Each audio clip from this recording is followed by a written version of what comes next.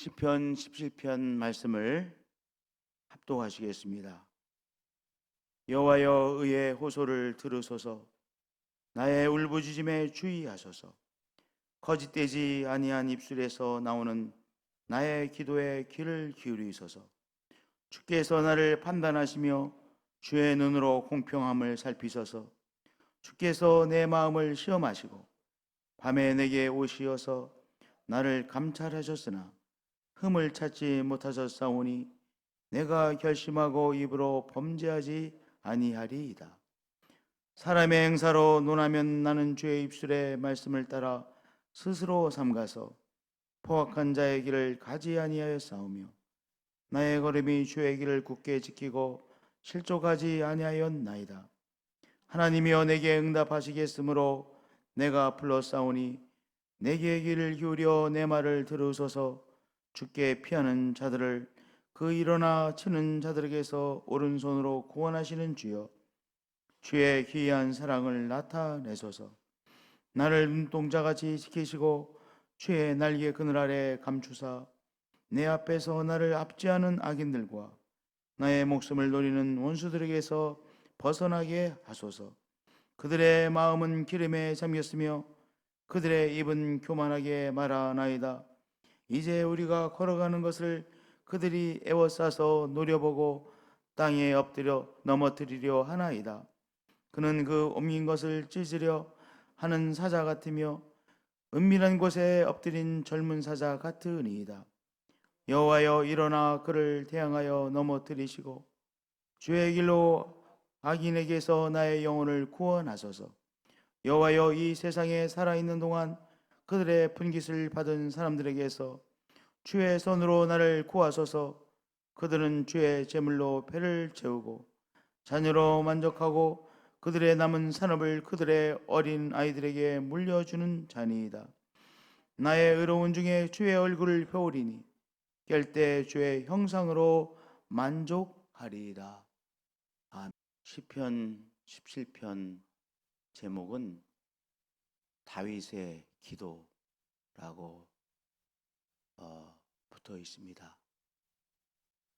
기도를 히브리어로 테필라라고 하는데요. 테필라, 기도라고 하는 제목이 붙어 있는 시편의 첫 번째 시편입니다. 다윗의 테필라. 근데 이 시편 17편 오늘 이렇게 1절부터 쭉 읽으면 어떤 기도냐? 쉽게 표현하면 자기의 억울함을 하나님 앞에 토해내는 기도입니다. 내가 생각할 때 이렇게 악하게 살지 않았어요. 그런데 내가 다른 사람의 공격을 받아 억울하잖아요.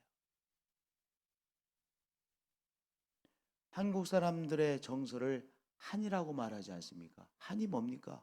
억울함이에요. 깊은 억울함. 요새는 그렇지 않지만 과거에는 아들 있고 딸 있으면 딸은요, 학교 안 보내고 아들 학교 보내잖아요. 그러면 공부 잘하는 딸, 학교 가고 싶은 딸 얼마나 억울했겠어요. 그렇죠. 아들은 공부도 못해. 근데 딸이 더 공부 잘해. 그래 더 공부하고 싶어해. 학교 가고 싶어해. 그런데 딸은 학교 안 보내고. 아버지가 맏아들만 사랑해. 둘째 아들은 아들로 생각하지도 않아. 그래서 둘째 아들이 장남만 귀하게 여기는 부모님에 대해서 억울함을 가지고 있어. 이런저런 억울함이 많죠. 상사가 나를 오해해. 억울하잖아요.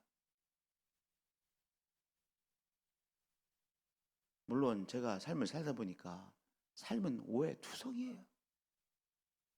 삶은 오해예요, 오해. 나도 다른 사람 오해하고 다른 사람들이 나 오해하고. 하여튼 다윗도 억울함을 많이 겪었어요. 다윗 자신이 생각할 때 자기는 신실하게 살았는데 사울 왕이 계속해서 생명의 위협을 받잖아요. 얼마나 힘들었겠어요. 힘든 것이 뭐예요? 다윗에게 있어서 억울함이에요. 주께서 내 마음을 시험하시고 밤에 내게 오시어서 나를 감찰하셨으나 흠을 찾지 못하셨사오니 내가 결심하고 입으로 범죄하지 아니하리이다. 억울함이 피어있는 기도 인문입니다. 4절에도 사람의 행사로 논하면 나는 주의 입술의 말씀을 따라 스스로 삼가서 포악한 자의 길을 가지 아니하였사오며. 제가 포악한 자의 길을 가지 않지 않았습니까? 그런데 왜 그렇게 나를 죽이려고 합니까? 저 사람들이 저럽니까? 5절도 나의 걸음이 주의 길을 굳게 지키고 실족하지 아니하였나이다. 그럼에도 불구하고 내가 악으로 갚지 않고 실족하지 아니했습니다. 그러나 다윗의 마음속에는 무엇이 있습니까? 억울함이 깊게 배어 있어요. 그 억울함을 다윗이 억울하다라고 가슴에 품고 있었던 것이 아니라 하나님 앞에 토해냈어요. 위선은 무엇이냐? 종교적 위선은 무엇이냐? 속은 지금 다 너무 힘든데 아무렇지도 않은 것처럼 하는 것이 위선이에요. 그것이 회칠한 무덤이에요.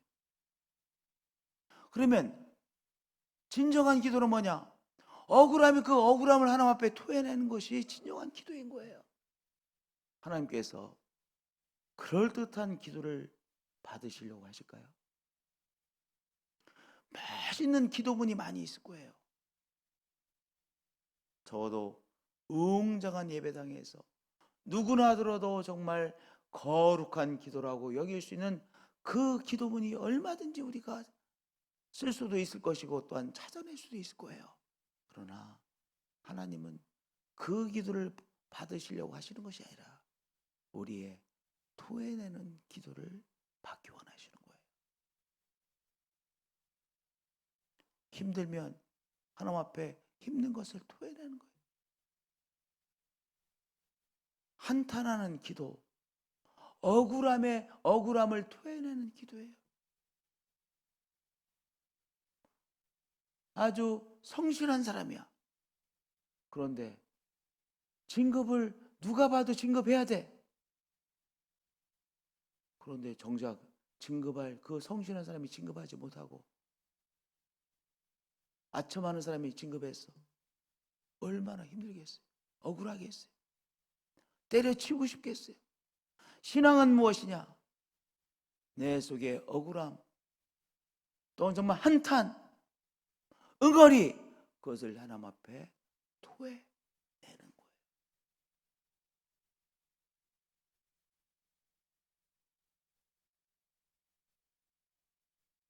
옛날에 제가 어렸을 때 십자군 예배라는 예배가 있었어요. 제가 초등학교 때 대전에 대전 공존이라는 학교가 있는데 그 대전 공존은 가난하지만 똑똑한 사람들이 가는 학교였었어요. 근데 대전 공존에서 한 5명의 이렇게 5명 정도의 사람들이 와서 같이 예배를 드렸는데 형이죠. 한참 형이죠. 한 형이 그러더라고. 학급에서 도둑질을 어떤 뭐가 도난당했대. 근데 자기가 이제 쑥스러움 많이 타는 사람인데 있는데 자기 얼굴이 빨개지니까 자기를 도둑놈으로 선생님이 지목해서 자기가 도둑놈이 됐다는 거야. 그 응어리가 된 거야. 그래가지고 이제 이렇게 서로 자기의 이야기를 나누는데 예배 시간에 그 이야기를 하면서 막 울더라. 평생 잊혀지지가 않아요. 억울함을 토해내는 것. 다윗이 막 토해내죠. 그것을 가만히 가지고 있는 것이 아니라 그것을 토해내는 것이 기도요. 그것이 기도의 시작이고 하나님께서는 그 기도를 받으세요.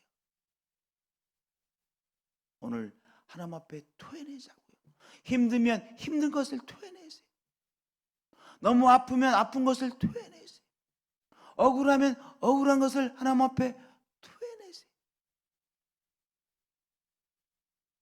이제 이 시편의 7절, 8절 가면 정말 귀한 기도가 나오는데요, 토해냈기 때문에 7절 8절의 기도도 나올 수 있는 거예요. 주께 피하는 자들을, 그 일어나 치는 자들에게서 오른손으로 구원하시는 주여, 주의 기이한 사랑을 나타내소서. 하나님의 사랑은 기이하신 사랑이죠.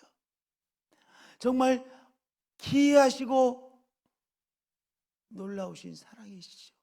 오늘 내가 이렇게 공격을 당하고 있는데 주의 기이한 사랑을 나타내 주셔야만 됩니다. 그리고 8절이 기도합니다. 나를 눈동자같이 지키시고 주의 날개 아래 감추어 주세요. 눈이 있으시죠? 눈 안에 눈동자가 있어요. 눈동자. 눈동자를 영어로요, The apple of eye라고 그래요. 아이의 눈의 사과라고 표현을 해요. 눈동자를. pupil이라고 하는 단어도 있지만 The eye of the apple of the eye라고 하는데, 하여튼 눈동자. 눈동자처럼 나를 지키소서라고 하는 이 표현이 성경에 여러 번 나와요. 근데 그것은 가장 소중한 것으로 지켜주세요, 그런 말씀이에요. 그러니까 눈동자는 성경에서는 가장 소중한 것, 우리의 몸의 가장 소중한 부분을 이 히브리 사람들은 눈동자라고 여긴 것이죠. 눈동자. 눈 중에서도 눈동자가 가장 소중한 것으로 여긴 거예요. 우리 몸의 부분에서 나를 눈동자처럼 그렇게 소중하게 지켜주시고, 그리고 당신의 날개 아래 품어주세요. 감추어 주세요. 하나님께서 우리를 눈동자처럼 소중하게 지켜주셔야 되죠. 또한 우리가 그렇게 기도하는 것이죠. 또 하나님은 우리를 눈동자처럼 소중하게 지켜주시는 분이시죠. 아멘. 오늘도 이렇게 기도하자고. 이렇게 기도할 수 있는 것이 정말 축복 아닙니까? 하나님, 눈동자처럼 그렇게 소중하게 나를 지켜주시는 주님, 저를 그렇게 지켜주셔야만 됩니다. 그리고 당신의 날개 아래 나를 감추어 주세요. 하나님은 그렇게 날개 그늘 아래 우리를 품어주시는 분이시죠. 그렇게 우리는 기도하는 것입니다. 그리고 그것을 체험하며 사는 것입니다. 하나님께서 이 기도에 응답하셨기에 사울왕의 그 끈질긴 위협을 피할 수 있었던 것이죠. 생명을 지킬 수 있었던 것이죠. 이번에는 죽었다. 그런데 통과했어요. 이번에는 길이 없다. 그런데 길을 만났어요. 이번은 끝이다. 그런데 끝나지 않고 다시 살아났어요. 나를 눈동자같이 지키시고 주의 날개 아래 감추사 내 앞에서 나를 압제하는 악인들과 나의 목숨을 노리는 원수들에게서 벗어나게 하소서. 오늘 우리도 이 기도를 하나님 앞에 올려드리는 것이죠. 제가 오늘 말씀을 좀 많이 준비했는데요, 건너뛰어서 15절로 가자고요. 15절 제가 읽겠습니다.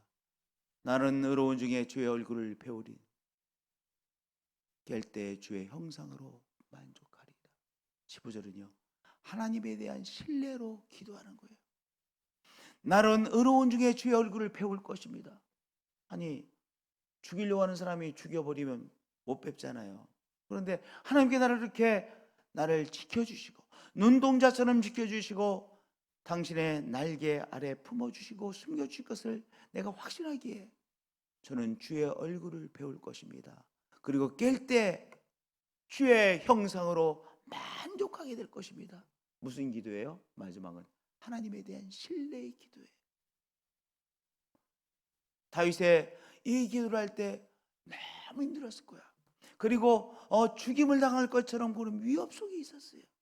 그런데도 한탄하는 기도, 억울함을 토해내는 기도, 믿음의 기도, 그리고 15절에는 하나님의 도우심과 지켜주신 것을 신뢰하는 신뢰의 기도로 하나님 앞에 나가는 다윗을 만나는 것이죠. 이렇게 하나님이 우리의 하나님 아버지가 되셔서 우리가 하나님 아버지 앞에 기도할 수 있으며 우리를 지켜주시는 하나님, 우리를 숨겨주시는 하나님, 우리를 당신의 눈동자처럼 그렇게 지켜주시는 하나님이 우리와 함께 하십니다. 나는 의로운 중에 주의 얼굴을 배우리니 깰 때 주의 형상으로 만족하리이다. 하나님께서 이 고백을 받으시고 이 믿음을 받으시죠. 하나님 사랑합니다. 오늘 우리들의 힘든 것들을 하나님 앞에 토해내기 위하여 나왔습니다. 주님, 너무 아픕니다. 이 병으로 인해서 내가 너무 힘듭니다. 그것을 토해냅니다. 사람들이 나를 오해하고 있습니다. 오해받고 있는 것이 너무 힘들어서 토해냅니다. 지고 있는 짐이 너무 무거워서 그것을 주님 앞에 토해냅니다. 하나님께서 우리를 지켜주시죠. 눈동자처럼 지켜주시죠. 그리고 날개 그늘 아래 우리를 품고 계시죠. 깰 때 주의 형상으로 형상을 배울 것이고 또한 주님께서 나를 변화시켜 주실 것입니다. 하나님에 대한 절대적인 믿음으로 나아갑니다. 이 예배를 받으시고 이 기도에 응답하신 하나님을 찬양합니다. 예배합니다. 경배합니다. 오늘 어떤 상황이 있다 할지라도 이 상황이 우리의 삶을 엉망으로 만드는 것이 아니라 하나님의 선하심이 우리의 가정에 나타나시고 우리의 삶을 승리케 하여 주심을 이 시간 믿습니다. 이 나라, 이 한반도, 유라시아 세계를 하나님께서 선한 길로 인도하고 계심을 믿습니다. 주 예수 그리스도의 이름으로 기도하나이다. 아멘.